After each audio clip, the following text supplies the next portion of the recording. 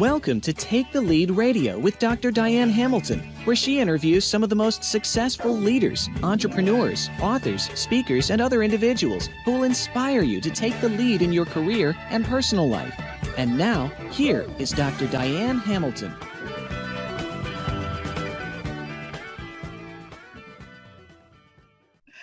I am here with Gail Watson, who's a global visionary and president and CEO of Women's Speaker Association, which is the go-to place for innovative leaders, change agents, and women with a message to connect, collaborate, and grow their visibility worldwide to fulfill their mission.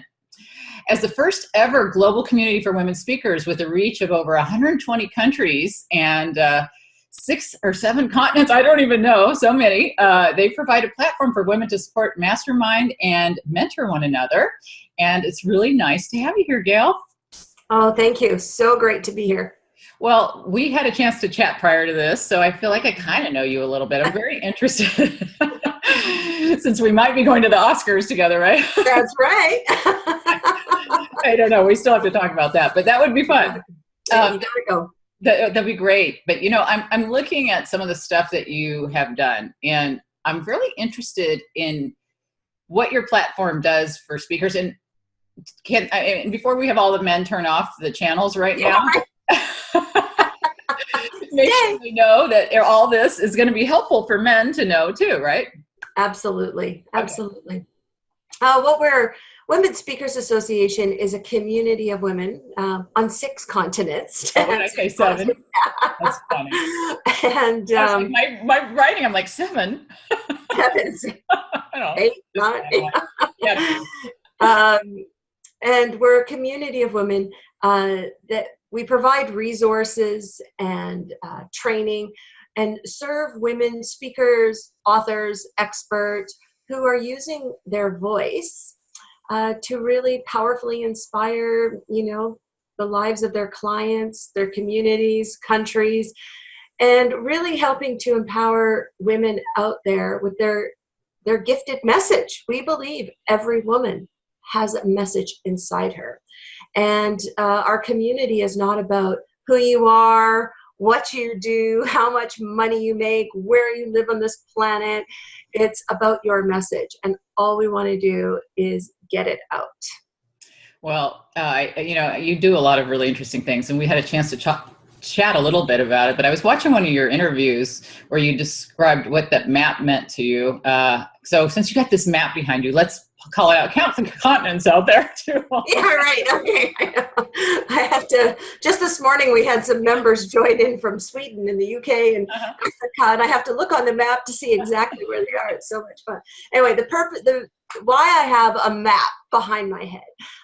When Women's Speakers Association launched in 2011, we actually launched with just a name and a conversation.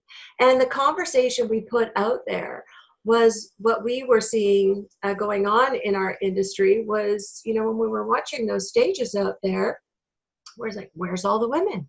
We know they're out there. Yeah. We also started seeing really big shifts in audiences, where audiences stopped wanting to run to the back of the room to draw up tens of thousands and put a mortgage on their home to buy a program that wasn't really going to serve them, and they really started to demand value.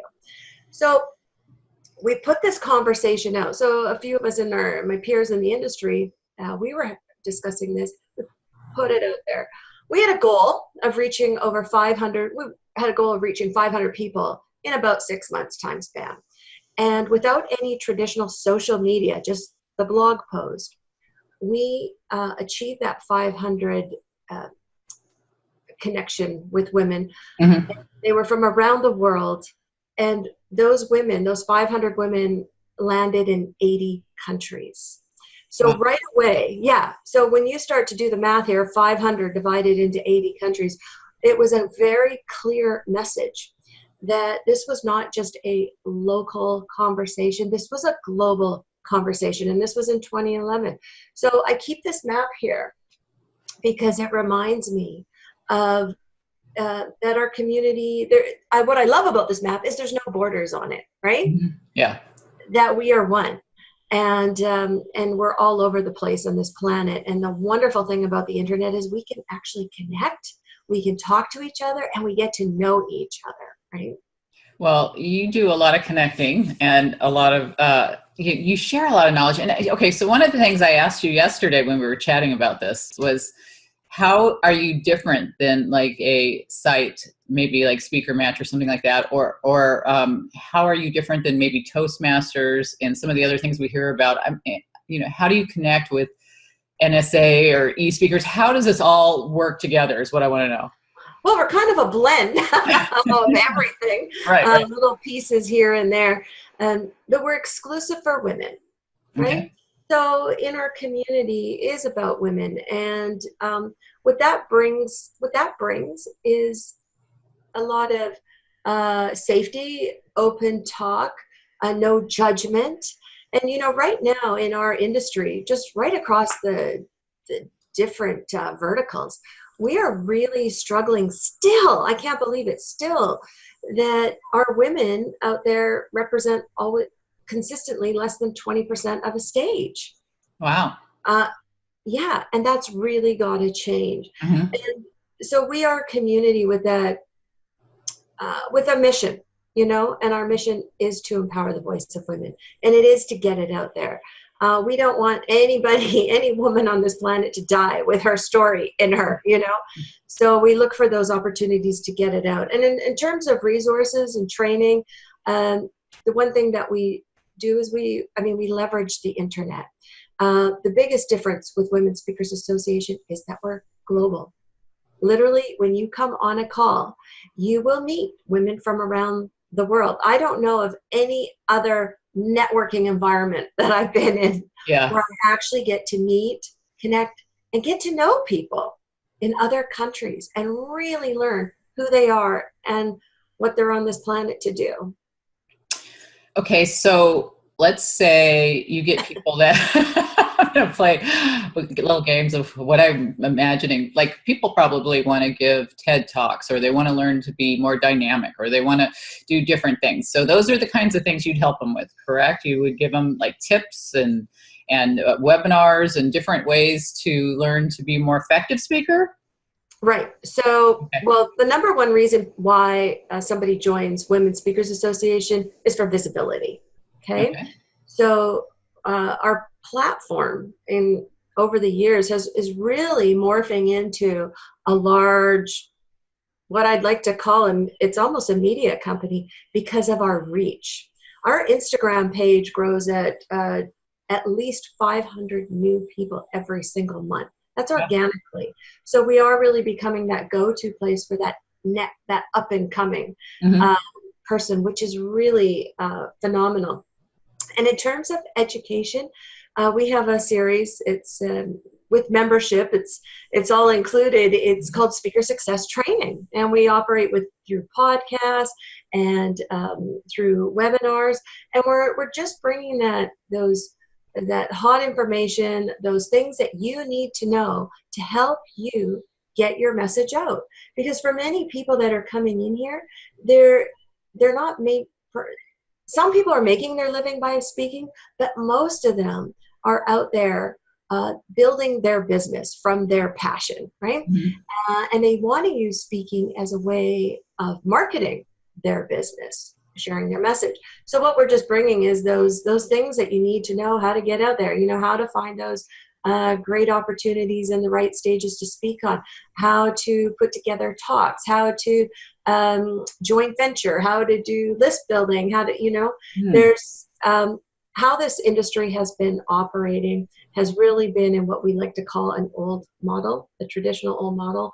And as we were developing Women Speakers Association, we knew that there had to be new ways for us to get booked, to get seen, to get booked, to get paid out there without having to fall into those old traditional ways of that's not really being that successful in the marketplace anymore. It's interesting. I interviewed Kenny Wen, who's a CEO, and he helps people learn to speak and do better communicate in presentations and that type of thing. Yesterday we were talking, and I said, do you think that men make better speakers because, they're kind of more dynamic or what, and he completely thought that women were better speakers, that he thought, they're more able, they're more coachable, a lot of different, they're more open to listening and a lot of things and connecting with people in the audience. And I don't know if I was expecting him to say that, because you look at the Hall of Fame speakers and I've had a bunch of them on my show, but I don't think any female Hall of Fame speakers have been on my show. They've all been men. And so why do you think why is it 20%, you think? That's the $1 million question. Isn't it? Yeah, I know. It really, really is. And it saddens me. And I was up till 1:30 in the morning, just laying in bed last night thinking about it, because I was just invited to speak at a real male heavy association. Mm-hmm. And the problems that they speak about of people not wanting to join them, or women not wanting to join them, is because they feel like it's the old boys club. And I really started to examine that in my mind. But really, when you think of what the old boys club is, it's really people that have been in this industry together, and they've grown up together in whatever industry that they're in, and they're friends, and they've got each other's backs. Mm-hmm. And as women, I think we are just wired slightly differently, a lot differently actually. We like to care. We like to put other people before us. Mm-hmm. And we will do that, and we will do it with our families, and we do it in business. And I think that is what happens to us, is we would rather, or it's very easy for us to promote and build up a colleague or someone, to get them up and out, than ourselves, whereas men don't. Mm-hmm. And that's a real big difference.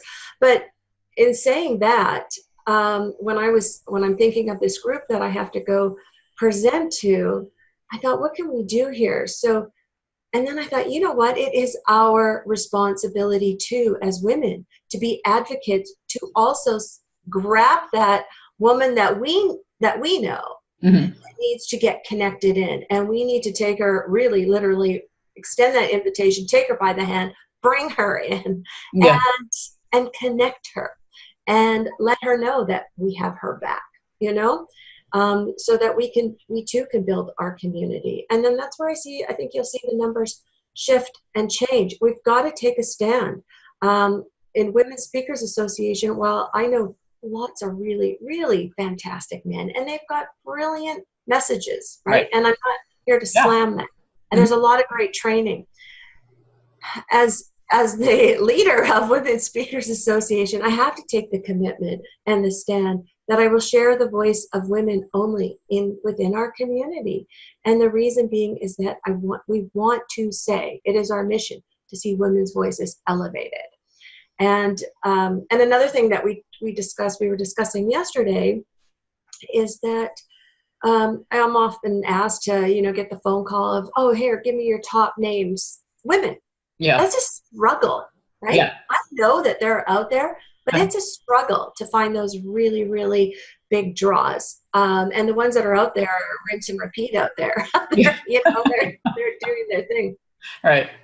And I think we have to really start to shift that focus onto those topics. Because what the women are really bringing to the stage, to your point, that we are a little bit different as a speaker, and to your friend that you were talking about, is that we can present with a really deep sense of compassion and empathy and emotion, and that can really draw in audiences, and sharing those real stories. And that's what audiences want today. Mm-hmm. They don't want the dog and pony show anymore. They want real stories that are current and that they can relate to, Right. So those stories, and it's challenging to learn to be a good storyteller. And that was some of his points yesterday, is it's about stories. And he told a story of a guy coming out with 200 PowerPoint slides. He wanted to kill himself, And, but, I was thinking of I saw Susan Cain speak live, and she wrote Quiet, and she gave a great talk. And she's not the dog and pony show at all, obviously, being an introvert. She's very calm. And I think sometimes we want to be entertained, and you can do it, person across the stage, but not always, you know what I mean? That's fun for some things and maybe not all the time. And I like both, they're just different. Sometimes you can get some I learned a lot from Susan's presentation. I thought she was amazing, but she definitely isn't a screaming, yelling across the stage kind of a presenter. And I think that that's something that I think a lot of women, maybe we don't feel really comfortable sometimes because we think, well, I'm not like that. And that's what they're hiring. You know what I mean? Right. People ask me all the time, what makes a great talk? Right?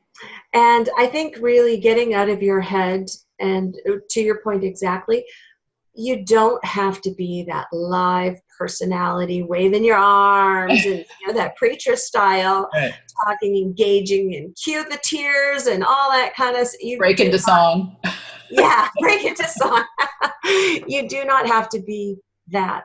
When you stay connected to your heart, to your message, and you simply share it, that's the best talk. And, quite often I give the advice, and I do this for myself when I get up, because I'm not a rah-rah, when I get up there, I'm not rah-rah. And I feel intimidated too when you get up and you're on stage with people like that. You go, oh man, I'm going to be boring. Right? But so what I do is I shift the languaging, and I let people know, hey, you know what? We're here to have a conversation. And I'm here to share with you some tips, some ideas that will, hopefully enhance what you're doing. And, let's keep this interactive. Let's keep this open. And I've done that a few times, and I've intentionally watched audiences. And as soon as you say conversation, what happens is you'll notice the first few rows, their shoulders drop, right? You drop a little bit. Yeah. Which is nice, right? Which when you feel like that dropping, you're going back into your heart. And so we just calm everything down, and let's just talk about this. And yeah, just following me is going to be that rah-rah person who's going to, entertain you. And they're much needed too on those stages too. Right. But we'll save that for people with the big, talent. They're fun. I love it when if I broke into song though, the whole place would clear out. Okay. Right. It's not a pretty thing. We don't want to go there. So you have to know your limitations, and I think that, or, your advantages, of course. Maybe for me, knowledge and certain things are my advantage. And, every presentation is just unique. And it's, I've been to the Toastmasters events, and some of them are really great. They get people prepared, but some of them, they're throwing boas around their shoulders, and they're just, and I'm thinking, I can't do that. But I've got two people after you today who I'm interviewing that are really dynamic. One breaks into song, and another one would put the boa on, I'm sure, because he's a lot of fun, And I love talking to people who are like that. But that's not my type of speaking. I'm not that way. And so I understand what you're saying. There's a space for everybody out there, depending on the message, and you're wanting to get the message out. So, okay, so now, as you know, I joined your site this morning because I'm very fascinated. Good, welcome. Yes, very fascinated. Thank you. Yeah, because I wanted to be able to, know what I'm talking about here.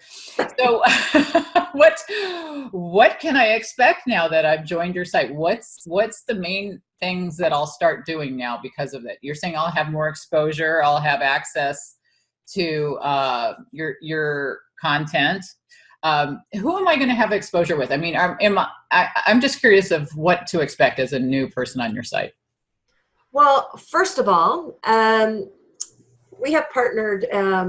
So what you receive is a professional speaker's profile, and you're part of the #1 database of professional speakers in the world. So, hey, that database, that profile is really an online matching service to what you talk about.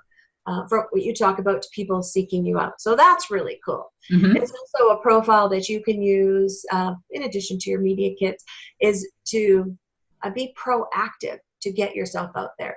But 80% of our opportunity or those speaking opportunities come from direct contact.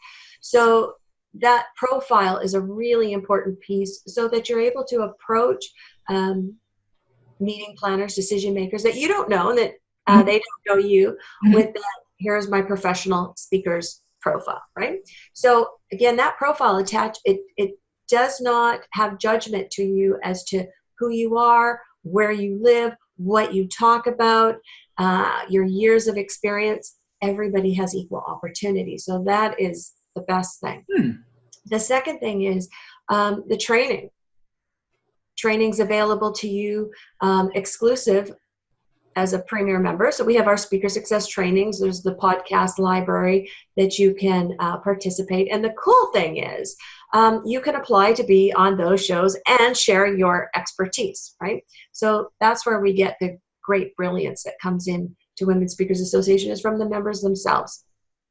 There's some open strategy calls a couple times a month, and that's really to keep your momentum.